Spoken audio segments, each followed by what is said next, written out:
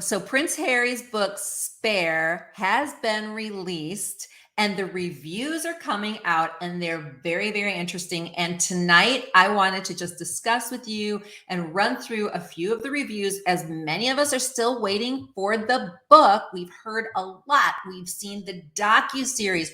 We've seen the Anderson Cooper interview, which he actually came off really well. And many experts are saying that he should have done this Anderson Cooper interview first. We also see that there's, conflicting viewpoints on whether it's a good thing or not a good thing that he spewed everything out. I think, in a nutshell, the problem with this book is that he has zero filter. It is totally a tell-all, and it's a tell-all to a fault. Harry very rarely is using his discernment, and it would appear that there are very few people really using wisdom to consult him and to consult them. So guys, I'm DEANNA Falchook here from Hot for History. Please subscribe. I have a lot of shorts on history content, and I am covering the royal family, especially this point in time, because I see it as a very historic time where we have a new monarchy. And anytime that there's a new monarchy, there are changes. And historically, those changes have been dramatic. There have been battles. There have been people battling for the throne. There have been people battling for the throne. And this is dramatic. So we're going to talk about the reviews tonight, but we're going to go through a little bit of what we already know is out there. So what we have been told, what we've seen is that Harry is basically making the rounds on his press junkets. He's been on Anderson Cooper. He's going on CNN. He's doing some late night shows. He even took a shot of tequila. I don't know, it was on Jimmy Kimmel or Stephen Colbert. I don't remember which one that was, but he's definitely making the rounds. He's definitely charming America. However, the scandalous outpouring of just spewing a verbal vomit into the book, with everything, without like a red line pen to even protect him, is alarming. He used that line, by the way, when he was talking about his brother. When he was talking about Will's hair, he's like, his baldness is alarming, which even him saying that was alarming. Ironically, this is an example of the gaslighting, by the way. He says that the royal family has institutional gaslighting, and yet he's doing all kinds of gaslighting. So what we do know, with what we've known because of the leak in the book, the Spanish version of the book was released a few days prior to this release that was just released on January 10th, is that he's said such things as, hey, when I went to eat, and Will's like, don't even talk to me, I don't want to have anything to do with you. And people think that we are close, or we were close because we had similar experiences, he says, but we really were not that close, and I would desire to be close to him. And then he was like, no, personally, I think that's very common with brothers. It's like, hey, I've got my life, you've got yours. While I'm here, don't get in the way. I've got friends, I've got my own circle. So to me, that's not that uncommon. But Harry is very sensitive, and you can tell that he has not really processed, obviously, the awful traumatic experience that he had as a child with Princess Diana, understandably so. But my viewpoint on this is that he despises the media. He did say that the last thing she saw was, a flash bulb going off, taking a picture of her, on her way to die, which that is deep and that's intense and that's really, really sad. I think what's happening now is that he is taking control of the media, probably at Meghan's encouragement and the encouragement of others. He's always had to keep his mouth shut, and he feels like he's in a safe place to just be able to tell his story. He's making money. It's sort of like this control grab, especially now that his grandmother is gone.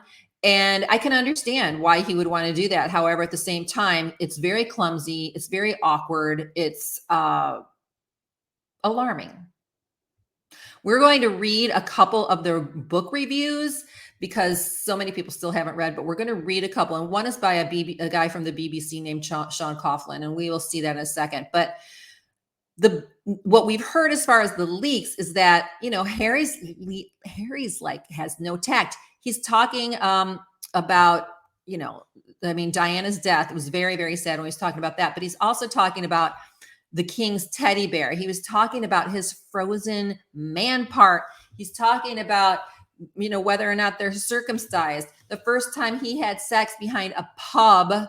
So he has zero discernment. He just basically tells it like it is, and nobody around him in the, with Netflix or with, Random House is going to take their little red pen and edit properly, and to the point where it's not even safe for them. For example, he goes off and he starts to talk about his experience in Afghanistan and how it was a great release for him, but he says that he ended up killing 25, Afghan soldiers, and he gives the number, and he says he didn't feel pride, but he also didn't feel bad about it either. So that right there, many are saying, these experts and these generals and the military veterans are saying the Invictus Games at risk of terror attack now, which is coming in September.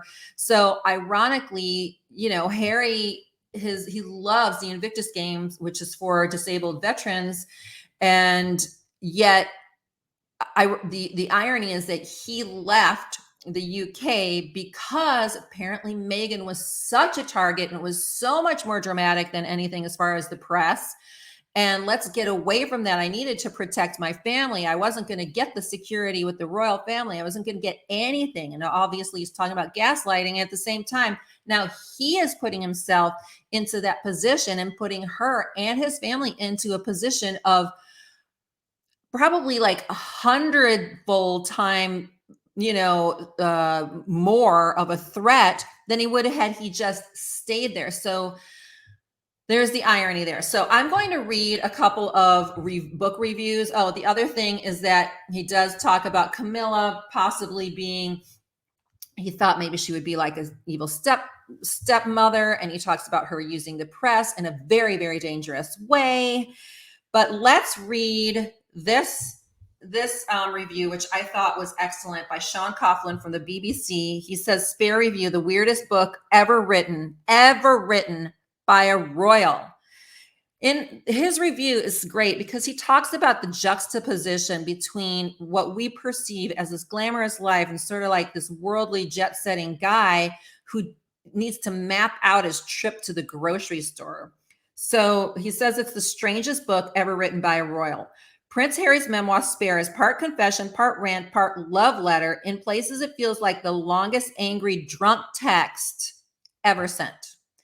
It's the view from inside what he calls a surreal fishbowl, an unending Truman Show. He says it's frank, it's intimate, it shows sheer weirdness of his isolated life. So again, it's interesting, I think, because the irony is that even though he's telling all of this crap about his family, which your average family would never even probably tell their neighbors, he's telling the entire world. So, he's using the media in order to get his message out.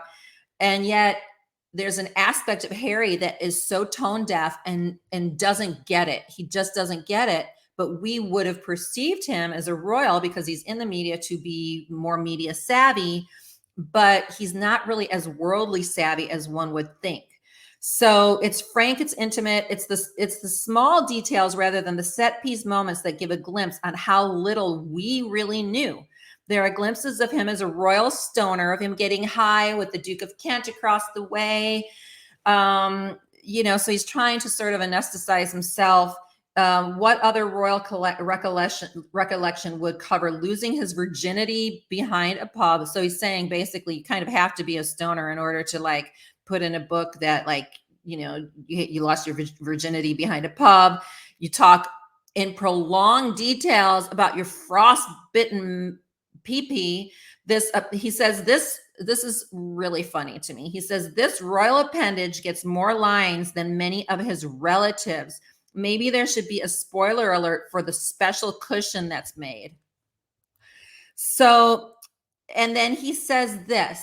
He says he was also keenly conscious of girls with throne syndrome, in quotes, end quote, who would be visibly fitting herself with a crown at the moment she shook my hand, Harry says. Now, I heard the opposite. I know that he was dating a lot of people, but when he wanted to get serious with Chelsea Davy, marry her, Cressida, they didn't want to marry him. They didn't want to have anything to do. So the women that he was serious with actually weren't interested in marrying him. I'm sure he dated a lot of women who were like, oh yeah, I would love to be the next, Duchess. But I actually did hear the opposite. So, and then he says, or there's a story about when he's in Buckingham Palace during the Golden Jubilee. There's a concert with Brian May and the Queen has earplugs on.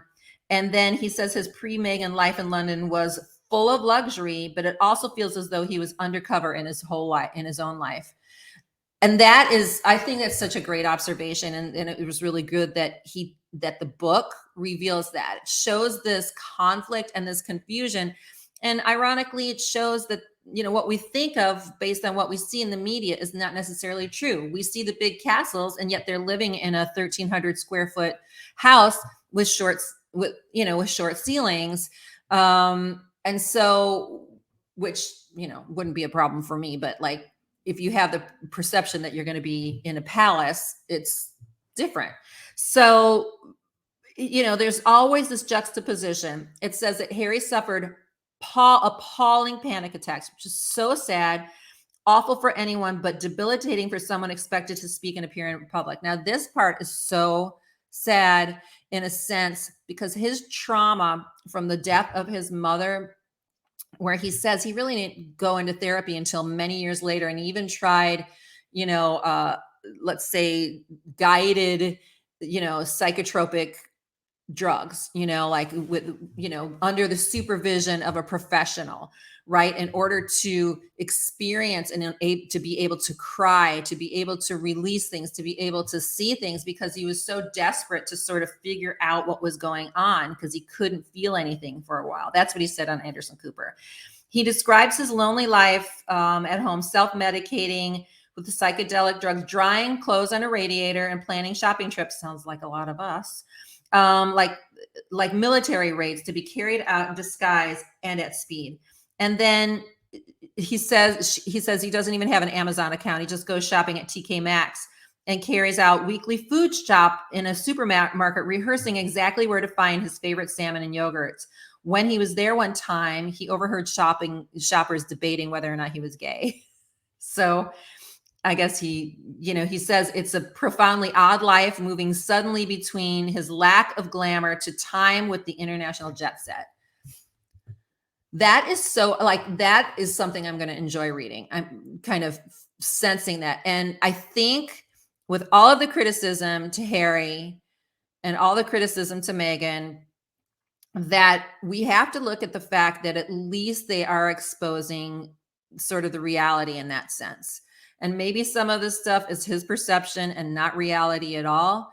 But I think all of us have this perception of what it was like being a royal in the big castle and having all of these privileges. And yet Harry was having to, he had a lot of money, but he's like having to ask for money. He's having to, be told where to live and what to do. And he just wanted his freedom. So, to see him in California, of course, the premise, what they told us was that he wanted to go over to California so he could, protect his wife because she was the most famous and she was getting all of this attention and we needed to take her away. They weren't going to give us security and we needed to, make sure that she was secure. And yet then he tells the story of the Invictus. He tells the story of being in Afghanistan.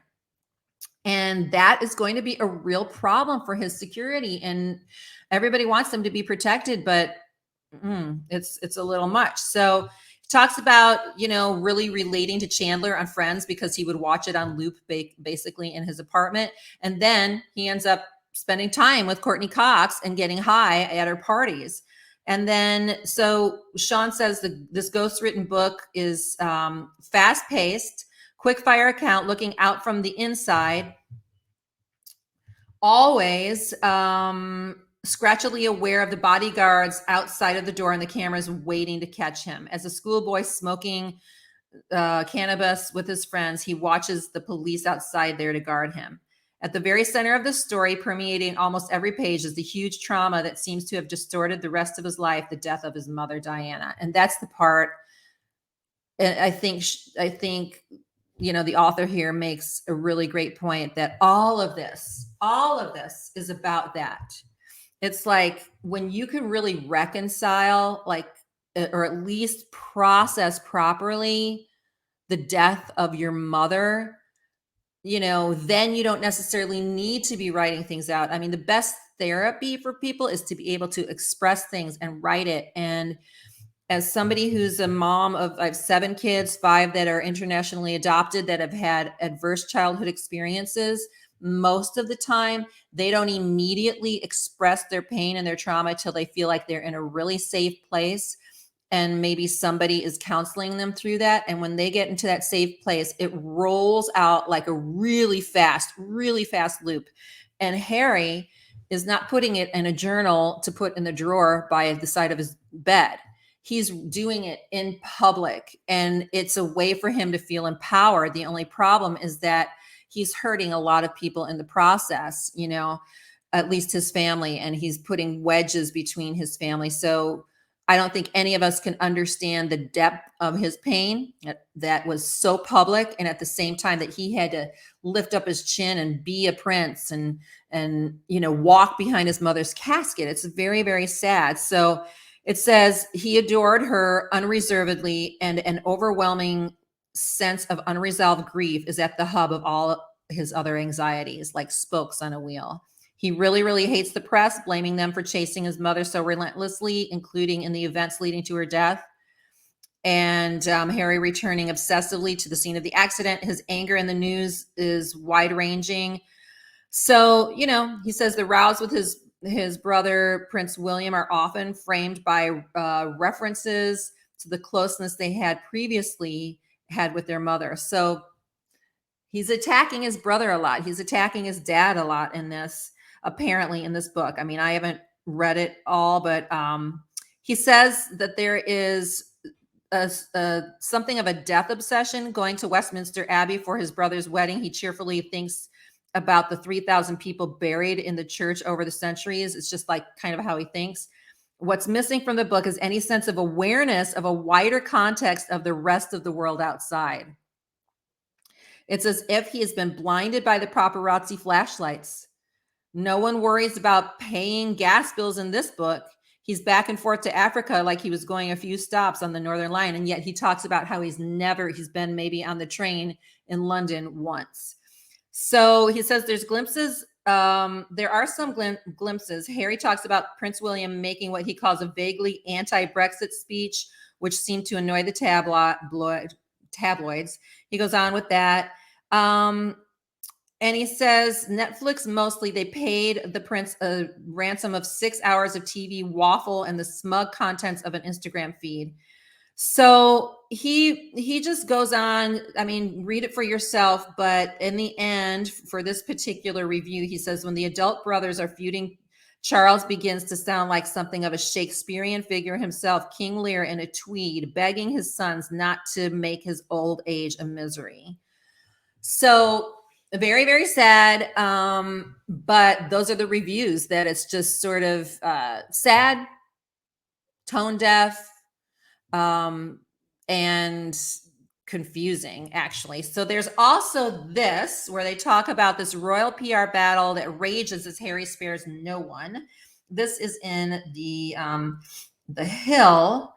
And he says, now I wanted to read this a little bit because I've been hearing rumors about lawsuits already because they haven't asked permission. Just like in the Netflix series, they were trying to confuse us a little bit by using crowd scenes from, one was from Michael Cohen with Trump, and the other one was from a Harry Potter premiere. But this says the royal battle rages as Harry spares no one. Hold on. It says just weeks after the widely popular docuseries, now the book is out. With speculation about the book's impact, the royal family already is at a boiling point. All eyes are focused on the normally stoic monarchy. So this article is stating that there are some key points for the royal family to consider. Silence is not an option anymore. I doubt, I mean, I don't think they're going to say anything, but this article says they need to say something. If the House of Windsor continues to remain mute, it will continue to be on the losing end of this ugly PR face-off, which is not a good look. By refusing to counterpunch, the royals are feeding into the narrative that the palace is out of touch, looking the other way when it comes to controversy, but never directly contradicting some of the most scandalous assertions, will never provide resolution and invite more attacks. I think they're right. I think that they should come up with some things to say, but they never complain, never explain. That's their thing. Now, it is an example of how maybe there are some contexts and there's some times when you need to break your own rule in order to respond properly. And then it says here, second point, perspective is everything. Sibling rivalry is nothing new, but if Prince William fails to weigh in on the younger brother Harry's claim that he attacked him over Meghan and laughed about the controversial costume Harry wore to a party in 2005, Harry and Meghan will continue controlling the narrative. A statement of some sort from William could easily clarify reports about the brothers' troubled relationship and tamp down the hurtful rumors that continues to swirl and paint him as a bully. I don't know. I feel like most people are pretty practical. Like, we kind of know. I mean, I kind of honestly, I think that him talking about his brother fighting also shows that he's, again, tone deaf, out of touch, because yelling, I mean, I was raised outside of Chicago. My husband was raised outside of New York. I have a lot of friends. We're Americans. We yell at each other, not all the time, but we're loud. We yell. And brothers, obviously nobody wants to hurt each other. It's sad that he scratched up his back, but brothers do that. You have to be more concerned when brothers aren't talking to each other, when they're trying to hash it out. It's not pretty sometimes. It's ugly. Sometimes you got to get in between. So I don't know, according to this article, if William has to say anything. I'm not sure. It says no response is a response. Now, Harry said that. But the power of no comment is powerful. But not always in a positive way. The Duke and Duchess of Cambridge run the risk of appearing tone deaf if they shrug off all interview requests about everything in Harry's book. Did the brothers separately ask their father not to marry Camilla Parker Bowles, then reconcile with her when she and their father was married? Seems like setting the record straight could only help provide some clarity and halt the speculation. Again, I mean, I don't know. Do they talk or not talk? I don't know. I think they stay the course. That would be my advice, but maybe wait till all of this is rolled through, but before the coronation, say something. Okay, enough is enough. What is Harry and Meghan's ultimate end game? Have they truly considered the implication of their actions? By publicly and relentlessly attacking the royal family, the California couple may have reached a point of no return, but with limited benefit. Permanently excommunicating themselves appears more likely than ever, but to what end? Okay, yeah, what is their end game? If their plan originally was just, look, Harry has never been able to express himself, and we want to tell our love story and we want to tell our story. That's one thing. Okay, that's one thing, and nobody is going to stop them from doing that. But the big problem is that they're attacking, like they're telling things that are, scandalous. They're accusatory. They are many ways confidential. So what is the end game? What is the end game? Do they want to destroy the monarchy? Are they so like, this is awful? Like, why does a monarchy exist? It's hypocritical. They say one thing, they're not. So we want everybody to know that they're not what they seem. So what is the end game? I mean, I think that's a legitimate question. And then it says the last point here is, for every action, there's an equal and opposite action. In other words, Harry and Meghan should consider pursuing a more cautious approach, you think, or run the risk of one day facing a withering storm of criticism directed at them from the British public or the palace remains to be seen. I mean, honestly, already, Harry went from being the most beloved royal. He has a natural boy next door, the guy we all want to hang out with, personality and vibe. That's just him. But he's already brought that to a point like nobody even thinks, I mean, after seeing what is happening, he doesn't come off intelligent anymore. He doesn't come off discerning. He comes off as a loose cannon. He comes off like a guy who never evolved from the guy who made the bad decision in putting that costume on. He's the same guy. And so I think that that's a legitimate concern. Okay, so then one last thing, and then we'll call it a night. Prince Harry tell-all rips open old wounds in the British family. So this is from CNN Style.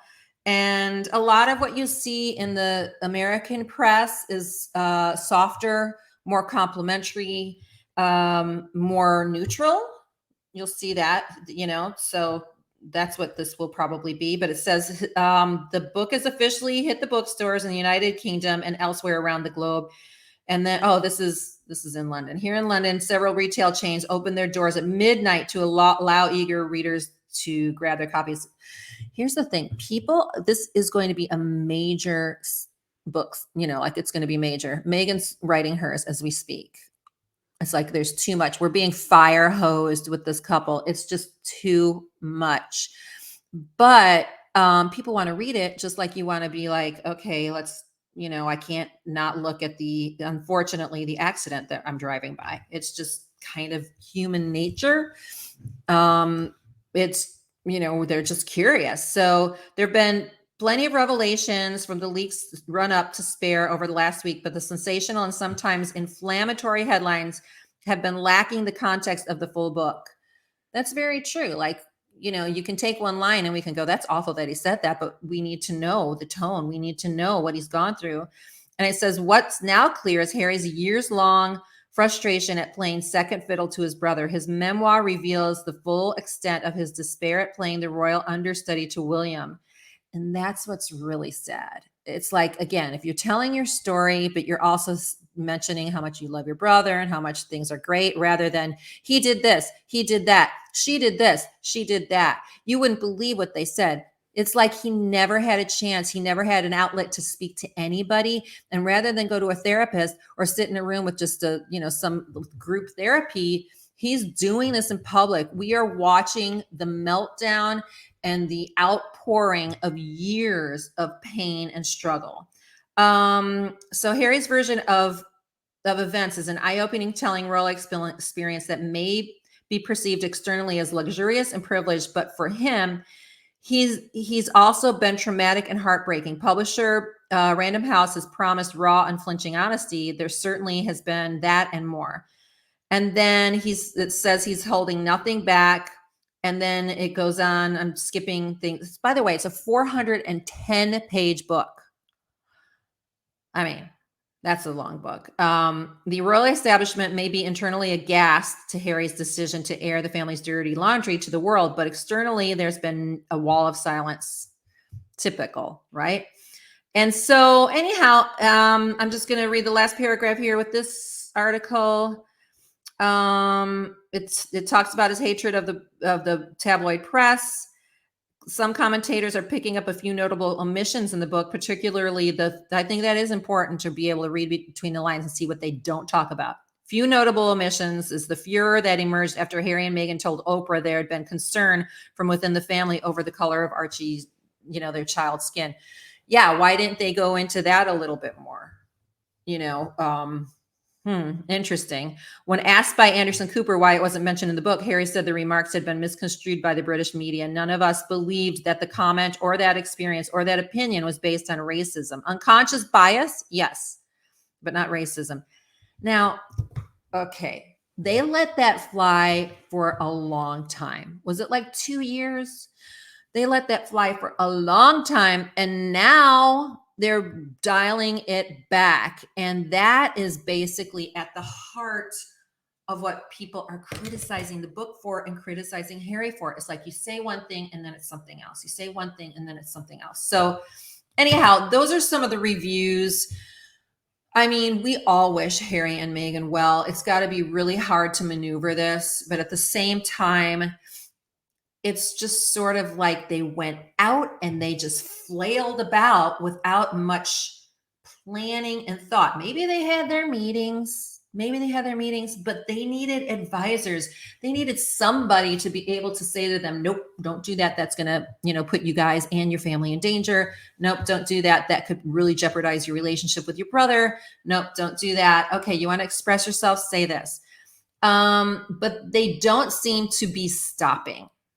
They are, like I said, it's like a fire hose. He is out. He is free. He's like one of those little cows that's been in a pen. He's jumping around, getting his legs going. And he's like, I'm free, I'm free, I'm free. Let me just spit it all out. But it's not just a happy sight. It's a clumsy sight. So anyhow, that's what we're seeing with the current reviews of the book Spare. I'm Deanna from Hot for History. Please do subscribe and like my videos. I mainly have history shorts, and I'm starting to do longer form history videos. I wanted to cover the royal family because it is an area of interest to me. And we are watching history unfolding live with this. This is unprecedented. This is like battle. This is like modern day warfare using the media. And that's what we're seeing. It's in some ways, it's nothing new. Royal brothers especially have been battling. Royal families have been battling for centuries, for hundreds and hundreds of years. But we're seeing it now play out in the media. And we're seeing it play out right after the longstanding monarch, Queen Elizabeth II, who is very well beloved and who really, even in her poise and quietness, had a good control and gained the respect in a very just deliberate and traditional way. So her grandson is a whole other story. So anyhow, again, have a great night. Thank you guys. And we will be back talking a little bit more about Harry and Meghan and some of our royal stories later. Bye.